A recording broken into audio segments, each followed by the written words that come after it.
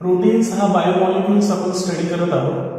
तर हे जे प्रोटीन वर्ड आहे हे एका ग्रीक वर्ड पासून आलेलं आहे, प्रोटिओज. कोणत्या वर्ड पासून आलेलं आहे? ग्रीक वर्ड प्रोटिओज. या वर्ड पासून ही प्रोटीन्स हे नाव आलेलं आहे. आता प्रोटिओजचं मिनिंग काय होत असते ग्रीक वर्ड मध्ये? Prime important chemical compound. Prime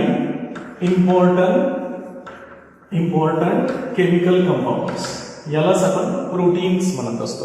बरोबर आहे. म्हणजे आपल्या बॉडीमधला जो मेन इम्पॉर्टंट केमिकल कंपाऊंड्स आहे तो आहे प्रोटीन्स. ठीक आहे. आता या प्रोटीनचे आपण थोडक्यात इंट्रोडक्शन्स पाहणार आहोत. ठीक आहे. तर मी आताच सांगितलंय की हे जे प्रोटीन वर्ड आहे हे एका ग्रीक वर्ड पासून आणलेलं आहे, प्रोटिओज. त्याचं मिनिंग होत असते prime important chemical in our body. आपल्या बॉडीमधला प्राईम इम्पॉर्टंट केमिकल कंपाऊंड असतो हा. ठीक आहे. आता this protein required for the growth and maintenance in our body. बघा, लक्षात ठेवायचं आहे, हा जो प्रोटीन असतो इट इज रिक्वायर्ड. हे कशासाठी असतो?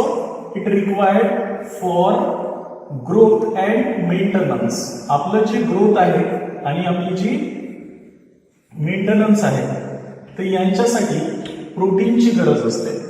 आपल्या बॉडीमध्ये जे मेंटेनन्स आहे आपल्या बॉडीचं आणि आपल्या बॉडीची जी ग्रोथ आहे हे प्रोटीन रेग्युलेट करत असते.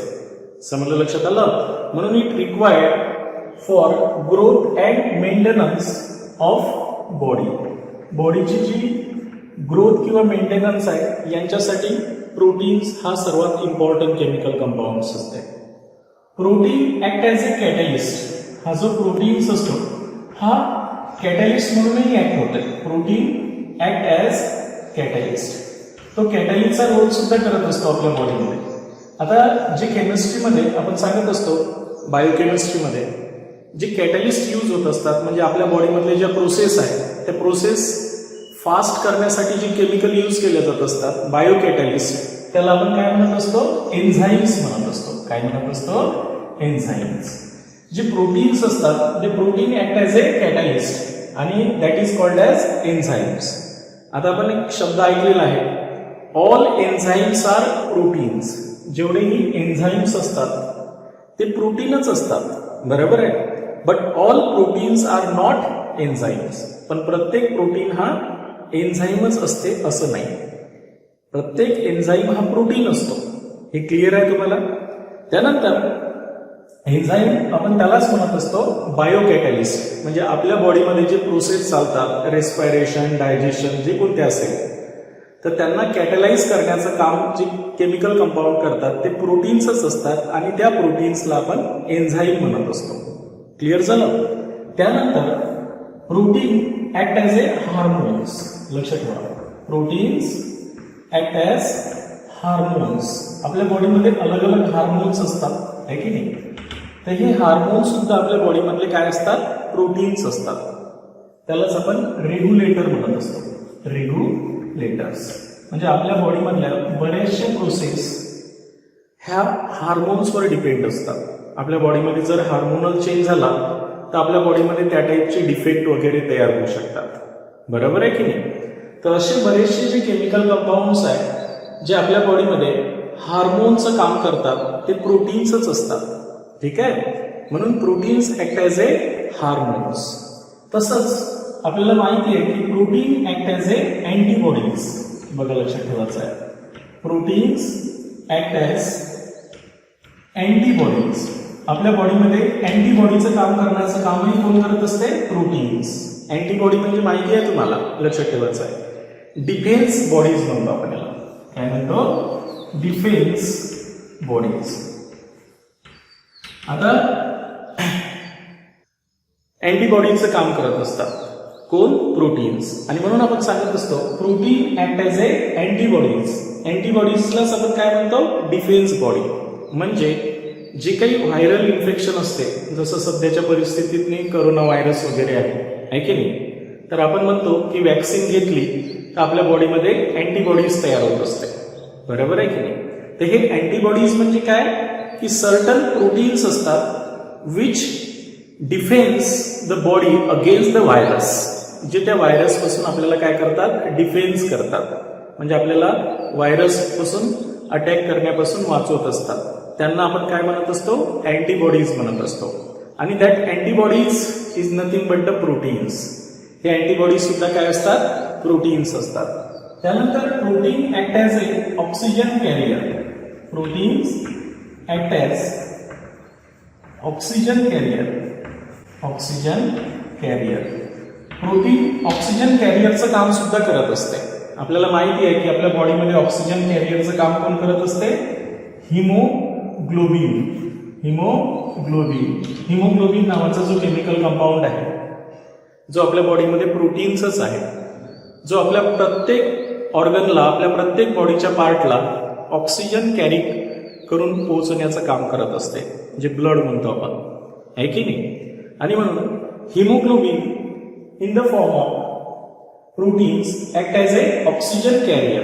हा ऑक्सिजन कॅरियर म्हणून सुद्धा प्रोटीन्स आपलं वर्क करत असतात. ठीक आहे. आता हे जे प्रोटीन्स असतात हे ऍक्च्युली पॉलिमरिक कंपाऊंड असतात. हे खूप मोठे मोठे केमिकल कंपाऊंड असतात. आपण प्रोटीनचं केमिकल कंपाऊंडच स्टडी करणार आहोत या पार्टमध्ये. सध्या तर आपण इंट्रोडक्शन्स पाहून राहिलेलो. तर प्रोटीन ऍक्ट ॲज ए पॉलिमर कंपाऊंड्स, म्हणजे पॉलिमर कंपाऊंड असतो हा प्रोटीन्स. आणि म्हणून protein is polymer compounds of L alpha amino acids. म्हणून आपण सांगतो की प्रोटीन्स आर, बघा हे जे प्रोटीन्स असतात, प्रोटीन्स आर पॉलिमरिक कंपाऊंड्स. हे काय राहतात, polymer of L alpha amino acid.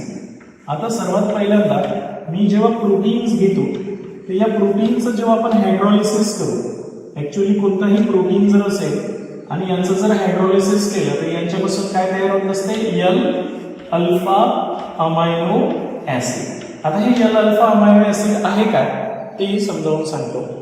जसं अल्फा अमायनो ऍसिड कोणाला म्हणत असतो माहिती आहे का, ऍसिड म्हटलं की कोणता फंक्शनल ग्रुप असते, COOH फंक्शनल ग्रुप असते. हे जो नेक्स्ट कार्बन असतो, या कार्बनला आपण कोणता कार्बन म्हणत असतो, अल्फा कार्बन म्हणत असतो. आणि या अल्फा कार्बनला जर काय अटॅच झाला, NH2 ग्रुप अटॅच झाला, तर याला म्हणत असतात अल्फा अमायनो ऍसिड. या कार्बनची व्हॅलन्सी 4 करायची आहे, एक हायड्रोजन्स आणि एक अल्किल ग्रुप असेल. हा अल्किल ग्रुप डिफरंट असेल, है की नाही, तर हा अल्फा अमायनो ऍसिड डिफरंट टाईपचा राहत असतो. तर ज्या वेळेस या कायरल कार्बन ॲटमला, लक्ष ठेवा, हे जो असिमेट्रिकल कार्बन ॲटम आहे, यांच्या जर लेफ्ट साइडला कोणता ग्रुप आला, NH2 ग्रुप आला, तर याला म्हणत असतात एल अल्फा अमायनो ऍसिड. काय म्हणतात याला, एल अल्फा अमायनो ऍसिड. तर हा जो प्रोटीन्स असतो, या प्रोटीनचं हायड्रॉलिसिस केल्यानंतर कोणता अल्फा अमायनो ऍसिड तयार होत असतो, एल अल्फा अमायनो ऍसिड तयार होत असते. आणि म्हणून प्रोटीन बेसिकली हा कोणाचा पॉलिमर असतो, एल अल्फा अमायनो ऍसिडचा पॉलिमरिक कंपाऊंड असतो. म्हणजे तुम्ही कोणत्याही प्रोटीनचं हायड्रॉलिसिस केलं तर त्यांच्यापासून काय तयार होत असते, एल अल्फा अमायनो ऍसिड तयार होत असतात. तर पहिल्यांदा आपल्याला या अल्फा अमायनो ऍसिडवर कमांड आणायला लागत असते. क्लिअर आहे, कारण ही एल अल्फा अमायनो ऍसिड जेव्हा कंबाईन होतात, हे एकमेकांसोबत कंबाईन होऊन पॉलिमरिक कंपाऊंड तयार करतात, त्यालाच आपण काय म्हणतो, प्रोटीन्स म्हणत असतो. बरोबर आहे की नाही. आणि म्हणून protein is polymers of L alpha amino acid. प्रोटीन्सलाच आपण बायोपॉलिमर सुद्धा म्हणत असतो. काय म्हणत असतो, it is a biopolymers of L alpha amino acid. Clear होऊन राहील काय सांगितलंय ते. आता जे कोणता प्रोटीन्स असेल, आहे की नाही, तर हा कोणापासून बनलेला आहे म्हटलं मी, एल अल्फा अमायनो ऍसिड पासून बनलेला आहे. इथपर्यंत सर्वांच्या लक्षात आलं. मी प्रोटीनचं थोडक्यात इंट्रोडक्शन समजावून सांगून राहिलेलो. प्रोटीन्स हे जे वर्ड आहे हे ग्रीक वर्ड पासून आणलेलं आहे. प्रोटिओज means prime important chemical in our body. आपल्या बॉडीमधला हा प्राईम इम्पॉर्टंट केमिकल कंपाऊंड्स असते, है की नाही. It required for the growth and maintenance in our body. हे आपल्या बॉडीचं जे मेंटेनन्स आहे किंवा ग्रोथ आहे हे या प्रोटीन्सवर डिपेंड असते. ठीक आहे. त्यानंतर protein act as a catalyst आता आपल्या बॉडीमध्ये जे कॅटलिस्ट असतात त्यांना आपण एन्झाईम म्हणत असतो, जे आपल्या बॉडीमधल्या बायोकेमिकल रिएक्शन्स कंट्रोल करत असतात, त्यांचा स्पीड, त्यांना आपण एन्झाईम्स म्हणत असतो. आणि all enzymes are proteins but all proteins are not enzyme, ही माहिती आहे तुम्हाला. त्यानंतर protein act as a hormones, ज्याला आपण रेग्युलेटर म्हणत असतो. आपल्या बॉडीमधल्या ज्या काही प्रोसेस आहे हे व्यवस्थित चालण्यासाठी आपल्या बॉडीमध्ये काही प्रोटीन्स असतात ज्यांना आपण हार्मोन्स म्हणतो. त्या हार्मोनल चेंजेस जर झालं तर आपल्या बॉडीमध्ये त्या टाईपचा डिफेक्ट दिसतो. त्यानंतर प्रोटीन्स ऍक्ट ॲज ए अँटीबॉडीज. प्रोटीन्स हे अँटीबॉडीज म्हणूनही ऍक्ट होत असते. अँटीबॉडीज म्हणजे डिफेन्स बॉडीज, जे आपल्याला व्हायरल इन्फेक्शन पासून काय करत असते, प्रोटेक्ट करत असते, है की नाही. त्यांना आपण काय म्हणत असतो, प्रोटीन्स. त्यानंतर proteins act as a oxygen carrier. आपल्या बॉडीमध्ये प्रत्येक पार्टला जे ऑक्सिजन सप्लाय करायचं काम करत असते ते आहे आपलं ब्लड. ब्लड म्हणजेच हिमोग्लोबिन, आणि हिमोग्लोबिन हे ऑक्सिजन कॅरियर करायचं काम करत असते, आणि तो हिमोग्लोबिन प्रोटीनच आहे. ठीक आहे, प्रोटीनच पार्टच आहे. आता ऍक्च्युली प्रोटीन जो केमिकल कंपाऊंड आहे हा एक पॉलिमरिक कंपाऊंड आहे. पॉलिमरिक कंपाऊंड म्हणजे छोटे छोटे मोनोमर जॉईंट म्हणून तयार झालेला. जसं आपलं एखादं घर असते तर घराची जी भिंत असते ते वीट, ब्रिक्स ज्याला म्हणतो आपण, त्यानं तयार झालेली असते. बाकी सिमेंट वगैरे त्याच्यात असते. तसंच प्रोटीनही असते. प्रोटीन हा मेन कोणापासून बनलेला असतो, एल अल्फा अमायनो ऍसिड पासून. कोणताही प्रोटीन असेल तर तो एल अल्फा अमायनो ऍसिड पासून बनलेला असतो. त्याच्यासोबत नॉन प्रोटीनस पार्ट जॉईंट असतील, जसं भिंत बांधताना विटीसोबत सिमेंट, रेती वगैरे असते, तसंच प्रोटीन जे असते तर या प्रोटीन सोबत प्रोटीनचं मेनली हायड्रोलिसिस केलं तर त्याच्यातला मेन पार्ट कोणता आहे, एल अल्फा अमायनो ऍसिड. आणि म्हणून protein is a polymer of L alpha amino acid. मग आता हा नेमका एल अल्फा अमायनो ऍसिड कोणता आहे, ज्यावेळेस या कायरल कार्बन ॲटम मध्ये पहिले तर अल्फा अमायनो ऍसिड म्हणजे कोणता, हा जो कार्बोक्सिलिक ग्रुप आहे याचा जो ऍडजेसंट कार्बन ॲटम आहे, तर या ऍडजेसंट कार्बन ॲटमला कोणता कार्बन म्हणत असतो आपण, अल्फा कार्बन ॲटम. आणि या अल्फा कार्बन ॲटमवर जर NH2 ग्रुप असेल तर याला आपण अल्फा अमायनो ऍसिड म्हणतो. आता हा जर अल्फा अमायनो ऍसिड आहे तर यांच्यामध्ये असिमेट्रिकल कार्बनला जर NH2 ग्रुप लेफ्ट साइड न असेल तर त्याला आपण एल अल्फा अमायनो ऍसिड म्हणतो. तो जर राईट साइड न असता तर त्याला आपण काय म्हटलं असतं, डी अल्फा अमायनो ऍसिड म्हटलं असतं. पण हा NH2 ग्रुप लेफ्ट साइड मध्ये असल्यामुळे याला आपण एल अल्फा अमायनो ऍसिड म्हणतो. आणि जेवढे काही प्रोटीन्स असतात हे या एल अल्फा अमायनो ऍसिडचे पॉलिमर्स असतात. आता मी जसं तुम्हाला हे थोडक्यात ड्रॉ करून सुद्धा दाखवू शकतो, लक्षात ठेवायचं आहे की जो अल्फा अमायनो ऍसिड प्रोटीन्स कसा तयार करते. त्याआधी हे जे प्रोटीन्स असतात बघा, लक्षात ठेवायचं आहे. तर प्रोटीनचं स्ट्रक्चर थोडक्यात आपण L alpha amino acid joint करून तुम्हाला प्रोटीन्स कसं असते ते दाखवतो. नंतर पाहायचं आपल्याला प्रोटीन्स, पहिले आपण अल्फा अमायनो ऍसिडच पाहणार आहोत. त्यासाठी मी आता सांगितलंय की प्रोटीन्स बघा, लक्षात ठेवायचं आहे, प्रोटीन्स आर बायोपॉलिमर्स. काय म्हटलं हे, biopolymers of L alpha amino acid. L alpha amino ऍसिडचं बायोपॉलिमर्स आहे. ठीक आहे. आता बघा, जेव्हा मी प्रोटीन्सचं स्ट्रक्चर ड्रॉ करणार त्यावेळेस मी असे खूप सारे एल अल्फा अमायनो ऍसिड काढणार. हे एल अल्फा अमायनो ऍसिड झालं, आहे की नाही. असाच एक दुसरा अल्फा अमायनो ऍसिड NH2, आहे की नाही, CHR, C double bond O, OH. पुन्हा असाच एक NH2, CHR. असे हजारो लाखो अल्फा अमायनो ऍसिड, आहे की नाही. N number of alpha amino acid जेव्हा कंबाईन होत असतात, आहे की नाही, तर यांच्यामधून एक वॉटर मॉलिक्यूल काय होत असते, असं रिलीज होते. एक COH ग्रुप मधला OH आणि एक NH. तर एक नवीन लिंकेज तयार होते, CO-NH लिंकेज.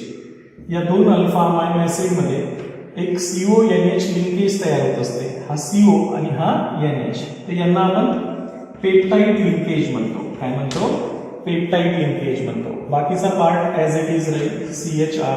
इथून सुद्धा हायड्रोजन जाईल या प्रकारे. म्हणून NH. अशा प्रकारे हा पॉलिमर तयार होईल. हा ॲज इट इज राहील CHR. पुन्हा इथूनही काय होणार आहे, H2O निघून जाईल आणि यांच्यामध्ये एक लिंकेज तयार होईल CONH. म्हणजे हे जे दोन अल्फा अमायनो ऍसिड असतात यांच्यामध्ये एक CONH लिंकेज तयार होणारच आहे. तर ही जी CONH लिंकेज असते याला आपण पेप्टाइड लिंकेज म्हणत असतो. काय म्हणत असतो, पेप्टाइड लिंकेज. तर असा हा पॉलीपेप्टाइड कंपाऊंड असेल. आता इथून हा जर निघून गेला तर अशा प्रकारे आहे की नाही. म्हणून जर आपण या अल्फा अमायनो ऍसिड मधून N टाइम्स वॉटर मॉलिक्यूल काढले तर असं एक पॉलीपेप्टाइड कंपाऊंड तयार होत असते. म्हणजे ज्यांच्यामध्ये अशी पेप्टाइड लिंकेज असलेला कंपाऊंड तयार होत असते त्यालाच आपण प्रोटीन्स म्हणत असतो. मग हा प्रोटीन्स असा पॉलिमरिक कंपाऊंड असतो कोणाचा, या अल्फा अमायनो ऍसिडचा. म्हणून proteins are the biopolymers of L alpha amino acid. आता तुम्हाला इंट्रोडक्शन्स मध्ये सांगितलं आहे मी की हा बायोपॉलिमर्स आहे L अल्फा अमायनो ऍसिडचा आणि प्रोटीनचं स्ट्रक्चर या प्रकारचं असते. तर प्रोटीन्स मध्ये फरक फक्त या अल्किल ग्रुपमध्ये असते. हे जर अल्किल ग्रुप चेंज झाले तर हे अल्फा अमायनो ऍसिड चेंज होतील, आहे की नाही. हा अल्किल ग्रुप जर चेंज झाला तर अल्फा अमायनो ऍसिड चेंज होईल आणि अल्फा अमायनो ऍसिड चेंज झाला तर सिक्वेन्स ऑफ प्रोटीन्स मधला सिक्वेन्स चेंज होईल आणि त्या प्रोटीनचं फंक्शन चेंज होईल. म्हणजे तो हार्मोन्स ऍक्ट होईल का, एन्झाईम्स ऍक्ट होईल का, अँटीबॉडीज ऍक्ट होईल, ते डिपेंड असते त्याच्यावर की हे कोणत्या टाईपची सिक्वेन्स अल्फा अमायनो ऍसिडची आहे. त्या टाईपच्या प्रोटीनचं काम आपल्या बॉडीमध्ये पर्टिक्युलर असते. कोणी एन्झाईम म्हणून ऍक्ट होते, कोणी हार्मोन्स म्हणून ऍक्ट होत असते, या प्रकारे असते, आहे की नाही. आता तुम्ही पहा या प्रोटीनमध्ये कार्बन, नायट्रोजन, ऑक्सिजन आणि हायड्रोजन हे इसेन्शियल एलिमेंट आहे. म्हणून जनरली प्रोटीन कंटेन, कोणताही प्रोटीन असेल बघा लक्षात ठेवायचं आहे, जनरली प्रोटीन कंटेन काय काय राहणार आहे प्रोटीनमध्ये, कार्बन, हायड्रोजन, ऑक्सिजन आणि नायट्रोजन, कार्बन, हायड्रोजन आणि ऑक्सिजन हे तर असतातच. अजून सल्फर, फॉस्फरस हे कंटेंट असते. Generally protein content carbon, hydrogen, oxygen, nitrogen, sulphur, phosphorus and other element other element सुद्धा याच्यामध्ये असतात. Other elements non proteins element असतात ते, है की नाही. That is iron, copper, Mg, है की नाही, आयोडीन, etc. या टाईपचे अदर एलिमेंट सुद्धा असतात. तर ते नॉन प्रोटीनस एलिमेंट असतात. ठीक आहे. जनरली कोणताही प्रोटीन असेल तर तो कार्बन, हायड्रोजन, ऑक्सिजन, नायट्रोजन हे तर राहतेच, सल्फर, फॉस्फरसही राहतात. अदर एलिमेंट सुद्धा प्रोटीन्स मध्ये राहते. नॉन प्रोटीनस पार्ट म्हणतो आपण. जसं हिमोग्लोबिन मध्ये आयर्न असते, क्लोरोफिल हा प्रोटीनच आहे, त्यात मॅग्नेशियम मेटल असतो.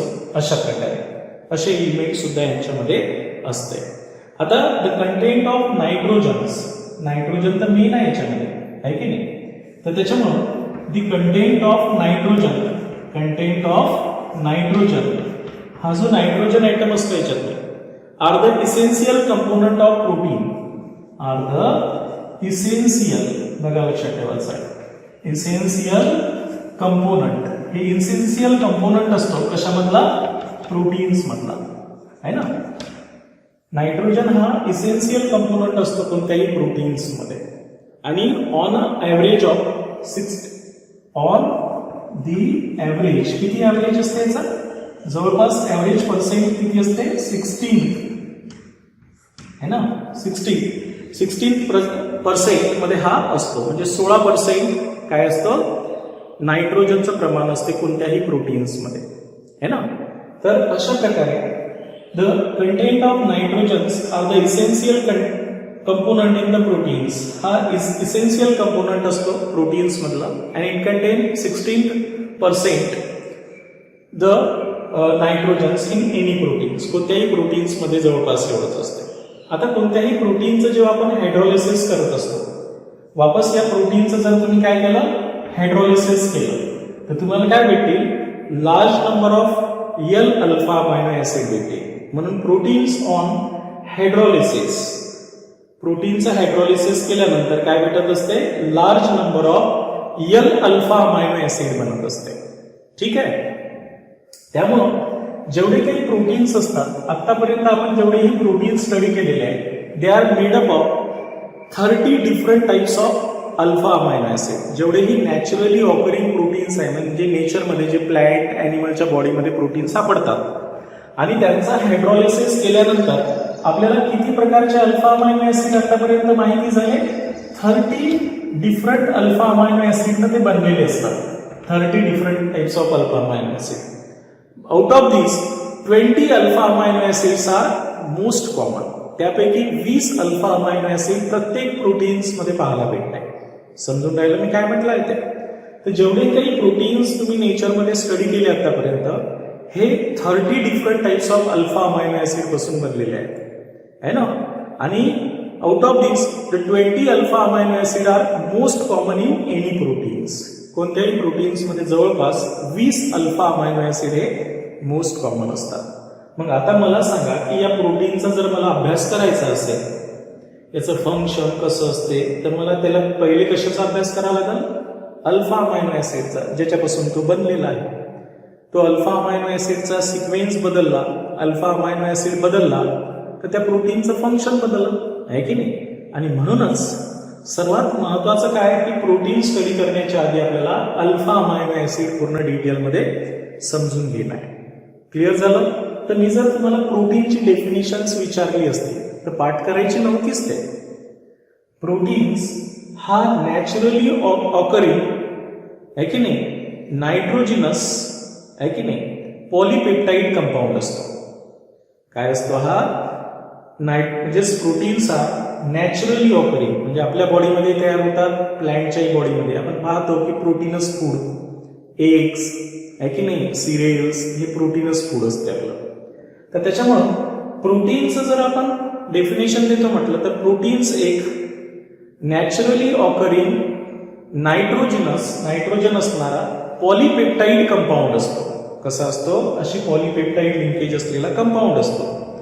विच ऑन हायड्रॉलिसिस, ज्याचं आपण हायड्रॉलिसिस केलं तर we get large number of alpha amino acid. ज्याच्यापासून खूप वेगवेगळ्या प्रकारचे अल्फा अमायनो ऍसिड आपल्याला तयार होत असतात हायड्रॉलिसिस केल्यावर. त्यांना आपण प्रोटीन्स म्हणत असतो. तर प्रोटीन्समध्ये बरेचसे एक्झाम्पलही आपल्याला स्टडी करायचे आहे. पण मी तुम्हाला सांगितलं आहे की तुम्हाला प्रोटीन्सवर कमांड आणण्याच्यासाठी तुम्हाला या अल्फा अमायनो ऍसिडवर कमांड आणावा लागेल. कारण अल्फा अमायनो ऍसिडचा सिक्वेन्स बदलला तर तो प्रोटीन्स वेगळा झाला, आहे की नाही? त्यासाठी सर्वात पहिल्यांदा आपल्याला कशावर लक्ष द्यायचं आहे? प्रोटीन्सवर लक्ष द्यायचं आहे. त्याच्या आधी अल्फा अमायनो ऍसिड. म्हणून आता आपण अल्फा अमायनो ऍसिडवर कमांड आणू. क्लिअर झालं? तर मग आता आपण अल्फा अमायनो ऍसिड कशाला म्हणत असतो ते समजून घेऊ. बघा, लक्षात ठेवायचं आहे. तर प्रोटीन्सचं आपण काय केलं? हायड्रॉलिसिस केलं. काय केलं? हायड्रॉलिसिस जर आपण प्रोटीनचं केलं तर काय तयार होत असते म्हटलं? प्रोटीनचं हायड्रॉलिसिस केलं तर यल अल्फा अमायनो ऍसिड काय तयार होत असते? L alpha amino acid. त्याच्यामुळं प्रोटीन्स ऍक्च्युली हा बिल्डिंग ब्लॉक कोणाचा आहे? यल अल्फा अमायनो ऍसिडचा. म्हणजे प्रोटीन्स हा यल अल्फा अमायनो ऍसिड पासून बनलेला आहे. त्याच्यामुळे आपल्याला सर्वात पहिल्यांदा यल अल्फा अमायनो ऍसिडची डिटेल इन्फॉर्मेशन पाहावं लागेल. तर यल अल्फा अमायनो ऍसिडची सुरुवातीला आपण डेफिनेशन्स क्लिअर करू, आहे की? यल अल्फा अमायनो ऍसिडची. नंतर मग याचं क्लासिफिकेशन्स करू, नॉमेनक्लेचर करू, झ्विटर आयन्स पाहू यांच्यामध्ये. तर एक एक पार्ट पाहणार आहोत. डेफिनेशन्स, सेकंड पार्ट आपण अल्फा अमायनो ऍसिड मध्ये क्लासिफिकेशन्स, 2 प्रकारचे क्लासिफिकेशन शिकणार आहोत आपण. क्लासिफिकेशन झाल्यानंतर आपण यांचं नॉमेनक्लेचर पाहू. काय करू? Nomenclature of proteins.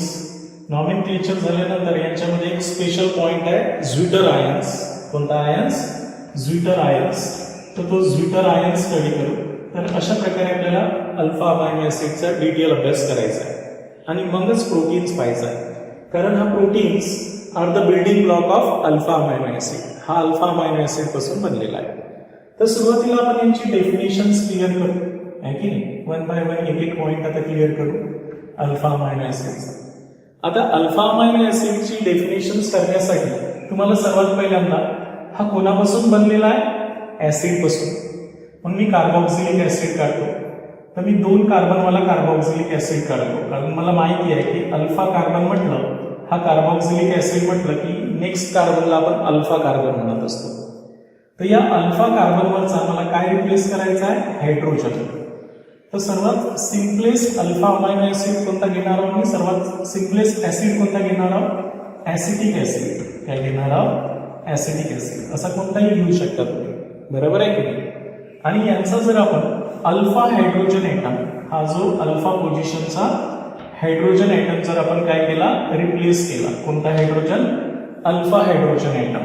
आपण काय म्हणू की आपण जर अल्फा हायड्रोजन ऍटम यांच्यामधून रिमूव्ह केला. कशानं? अमायनो ग्रुपनं. कशानं? अमायनो ग्रुपनं. तर जो कंपाऊंड तयार होत असते त्याला आपण काय म्हणत असतो? Alpha amino acid. काय होणार आहे? हा अमायनो ग्रुप असलेला डेरिव्हेटिव्ह बनवला जातो, आहे की नाही? हा सर्वात सिम्पलेस्ट अल्फा अमायनो ऍसिड आहे, ज्याचं नाव आहे ग्लायसिन. हा अल्फा पोझिशन्सला NH2 ग्रुप आहे. क्लिअर झालं? म्हणून याची डेफिनेशन्स काय करायचं आहे? They are alpha amino derivatives. यांना आपण काय म्हणू की they are alpha amino derivatives. हे काय राहतील? Alpha amino derivatives. कोणाचे डेरिव्हेटिव्ह्स असतील? कार्बोक्सिलिक ऍसिडचे. They are alpha amino derivatives of carboxylic acid. कोणाचे असतील? Alpha amino derivatives of carboxylic acid. कोणाचे? कार्बोक्सिलिक ऍसिडचे. ठीक आहे. Obtain by replacement of alpha hydrogen atom of carboxylic acid by amino. कसे तयार होतील? अल्फा हायड्रोजन ऍटम जर आपण कार्बोक्सिलिक ऍसिडचा रिमूव्ह केला, कशानं? अमायनो ग्रुपनं, तर त्याला आपण काय म्हणत असतो? Alpha amino acid. समजलं? लक्षात आलं? आणि म्हणून अल्फा अमायनो ऍसिड्स हे जे असतात तर ते अल्फा अमायनो डेरिव्हेटिव्ह्स असतात. अल्फा पोझिशन्सला अमायनो ग्रुप असलेले डेरिव्हेटिव्ह्स असतात of carboxylic acid. Obtain by, कसे तयार झाले ते? Obtain by replacement of alpha hydrogen atom. कोणता? Alpha hydrogen atom of carboxylic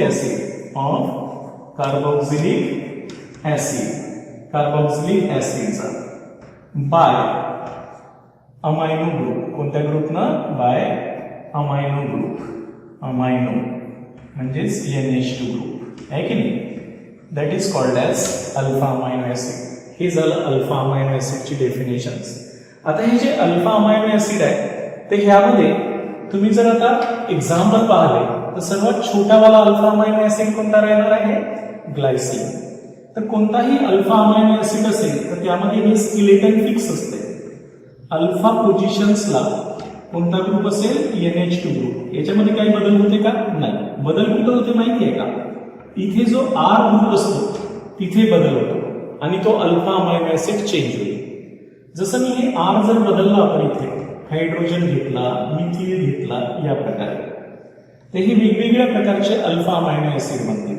जसं मी इथं R च्या जागी H घेतो, तर हा सर्वात छोटावाला अल्फा अमायनो ऍसिड बनतो आणि यांच्यामध्ये असिमेट्रिकल कार्बन ऍटम राहणार नाही. बघा, लक्षात ठेवायचं. जनरली अल्फा अमायनो ऍसिड मध्ये काय असते? असा असिमेट्रिकल कार्बन ऍटम असतो. हा alpha carbon asymmetrical carbon atom असतो, म्हणजे याच्या चारही बॅलन्स ही वेगवेगळ्या ऍटमनं किंवा ग्रुपनं अटॅच असतात. हा वेगळा आहे, हा वेगळा आहे, हा वेगळा आहे आणि हा वेगळा आहे. म्हणून हा असिमेट्रिकल कार्बन ऍटम म्हणत असतो आपण. क्लिअर झालं मी काय सांगितलं आहे ते? तर हा सर्वात छोटावाला जर आपण अल्फा अमायनो ऍसिड घेतला असता तर याला आपण काय म्हणू? आहे ना, हा जो असेल तर याला आपण ग्लायसिन काय म्हणणार आहोत? आपण ग्लायसिन. बघा, लक्षात आलं इथपर्यंत?